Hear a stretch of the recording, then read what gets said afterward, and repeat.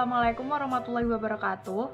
Jadi sesuai dengan judulnya, saya akan di sini akan menjelaskan sedikit mengenai perusahaan vintage syariah.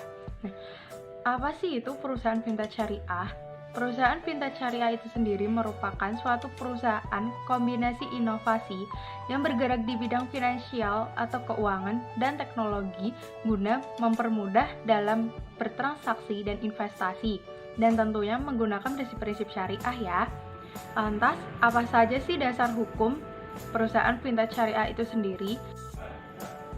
Dasar hukum yang pertama berlandas pada Peraturan Otoritas Jasa Keuangan Nomor 77 Tahun 2016 tentang layanan pinjam-meminjam uang berbasis teknologi informasi. Dan dasar hukum yang kedua yaitu Fatwa DSN MUI Nomor 117 Tahun 2018 tentang layanan pembiayaan berbasis teknologi informasi berdasarkan prinsip syariah.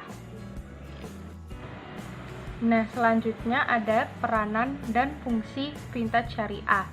Nah, pada fungsi vintage syariah ini, yang pertama, dapat meningkatkan etos kerja dari sisi efisiensi, karena vintage syariah ini dapat mengurangi waktu tunggu, maupun lamanya waktu perjalanan yang ditempuh serta durasi transaksi.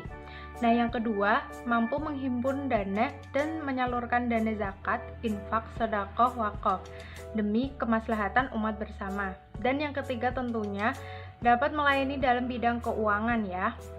Nah, selanjutnya ada peranan vintage syariah. Yang pertama, mendorong pemerataan tingkat kesejahteraan penduduk. Nah, yang kedua, membantu pemenuhan kebutuhan pembiayaan dalam negeri. Dan yang ketiga, mendorong distribusi pembiayaan yang belum merata. Yang keempat, meningkatkan inklusi keuangan nasional. Dan yang kelima, mendorong kemampuan UMKM yang masih rendah. Nah, selanjutnya ada prosedur operasional. Nah, prosedur operasional pada perusahaan vintage syariah ini yang pertama yaitu harus dijalankan sesuai prinsip syariah, yaitu yang pertama tidak boleh maisir atau bertaruh, goror, ketidakpastian, dan tentunya riba.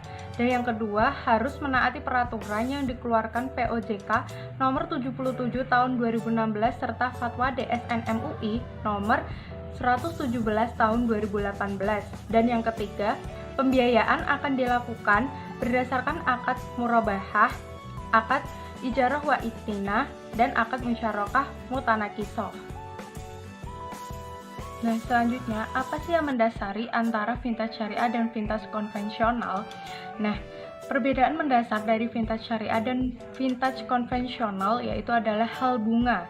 Nah, bisa diketahui kan karena bunga tidak sejalan dengan agama Islam karena mengandung unsur riba, karena itu kan termasuk prinsip syariah.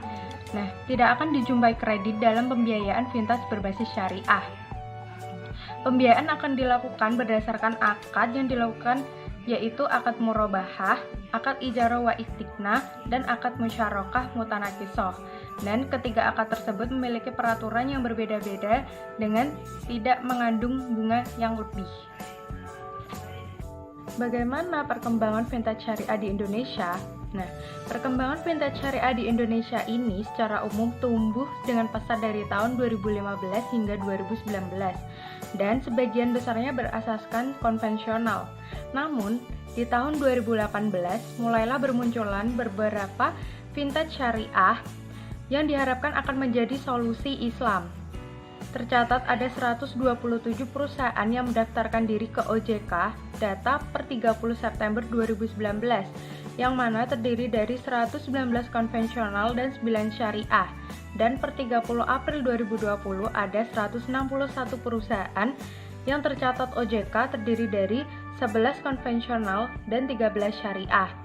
Bisa dilihat bahwa perusahaan vintage syariah di Indonesia mengalami perkembangan yang cukup baik per tahunnya. Bisa dilihat dalam peta persebaran jumlah akumulasi rekening lender tersebut. Ini adalah contoh salah satu peta pada persebaran industri finansial teknologi di Indonesia.